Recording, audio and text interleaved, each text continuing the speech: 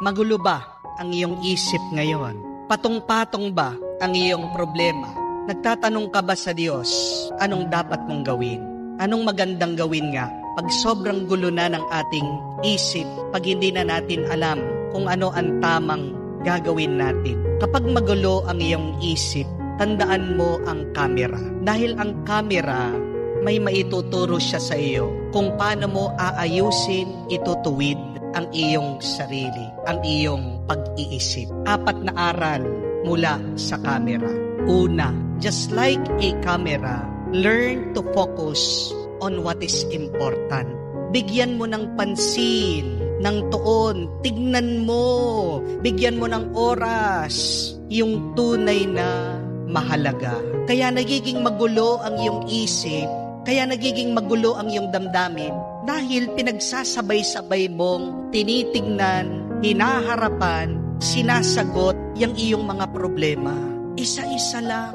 At tingnan mo, ano ba yung tunay na mahalaga?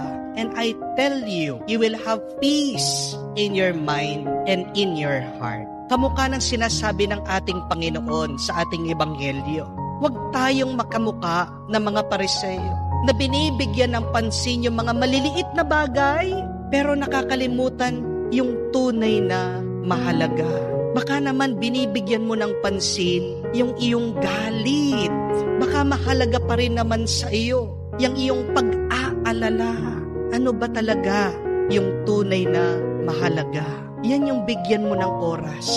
Isa-isa lang. At makikita mo, maitutuwid mo yung iyong pag-iisip. But secondly, just like a camera, capture only what is good.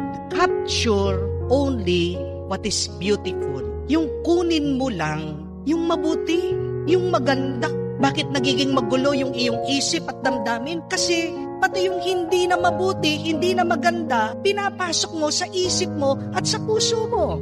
At anong nagiging epekto nito? Diba, pag sobrang dami na, patong-patong, na hindi naman talaga tunay na mahalaga at maganda, ano yun? Hindi po ba basura? Napupuno ka ng basura because you capture and get what is not important and what is ugly and not good. Kahit naman ang ating Panginoon, hindi po ba sinasabi niya sa atin, makinig ka sa mga Pariseo. Kahit na hindi nila ginagawa yung kanilang tinuturo, may mabuti pa rin silang sinasabi. Ibig sabihin, take only what is good. And when you capture what is good, you will feel good. Amen? Pag ang kinuha mo, binigyan mo ng pansin, mabuti, magiging mabuti din ang karanasan mo. Pangatlo, like a camera, learn to develop in the dark. Di po ba, para makita mo yung mga larawan, saan po piniprint yan? Doon sa tinatawag nilang dark room, doon sa madilim. Tingnan niyo po yun, ang ganda ng aral, na kahit na ang kadiliman ng buhay, may naitutulong sa atin. Oo, maganda yung liwanag, pero yung sobrang liwanag, hindi rin po nakakatulong sa atin. Di po ba? Pag in-expose mo yung film sa liwanag, anong mangyayari? Masisira yung picture, yung larawan. At nakakasira din ang sobrang liwanag sa atin. Yung sobrang saya, tingnan niyo po yung mga bata. Dahil nasanay, puro bakasyon. Ang hirap-hirap na. Ngayon, na pinapasok mo sila sa eskwela, hindi po ba? Sobrang tuwa, anong nangyayari sa tao? Tinatamad na.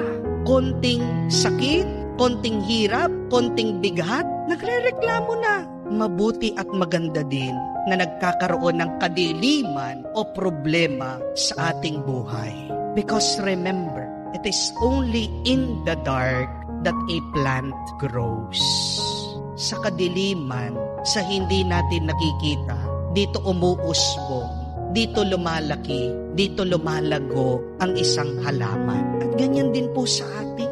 Kung dumadaan ka ngayon sa kadiliman, remain in that darkness. Embrace your problem. Why?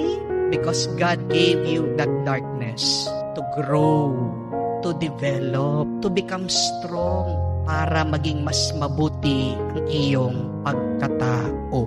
Pang-apat at kahuli-hulihan, kung hindi mo nakuha yung gusto mo, always take another shot. Kamukha po sa camera. Di ba lahat naman, pag kumukuha tayo ng larawan, pag kumukuha tayo ng picture, minsan blurred, minsan tabingi, minsan hindi nakasmile. Ano sasabihin mo? Oo, isa pa. At ganyan din po sa buhay. Huwag kang mag-alala. Kahit na nasasaktan ka ngayon, kahit na sabihin mo sa akin, Father, bigo ako. Father, sunod-sunod yung mga problema, yung mga sakit, pagsubok sa buhay. Father, wala pa akong tagumpay sa buhay. Huwag kang mag-alala. Kung buhay ka pa, anong ibig sabihin? Binibigyan ka pa ng isang pagkakataon ng Diyos. Take another shot. Sumubok ka ulit. Magtrabaho ka, magpasensya ka, lumaban ka, magmahal ka, manalangin ka, hanggang makuha mo yung hinahanap mo. Hanggang maranasan mo yung ikatutuwa mo. Hanggang makamtan mo yung pangarap mo. Remember that. Habang humihinga ka, habang buhay ka, pwede pa. Kailan hindi na pwede? Pag nakapikit ka na, pag 6 feet under the ground ka na, yun na, dun pa lang, na-finish ka. Pero habang ngayon, na nagagalaw mo ang kamay at paa mo, hanggang ngayon nabubuksan mo pa ang mata mo, hanggang ngayon humihinga ka pa. It means you can try again. Take another shot. Subukan mo hanggang makuha mo yung inaasam mo. Kaya naguguluhan ka kasi sinasabi mo sa iyong sarili, wala na, finish na. Hindi pa. Yan yung mabuting balita. Habang humihinga ka, meron pa. Subukan mo. Gawin mo. Maniwala ka dahil naniniwala ang Diyos sa iyo.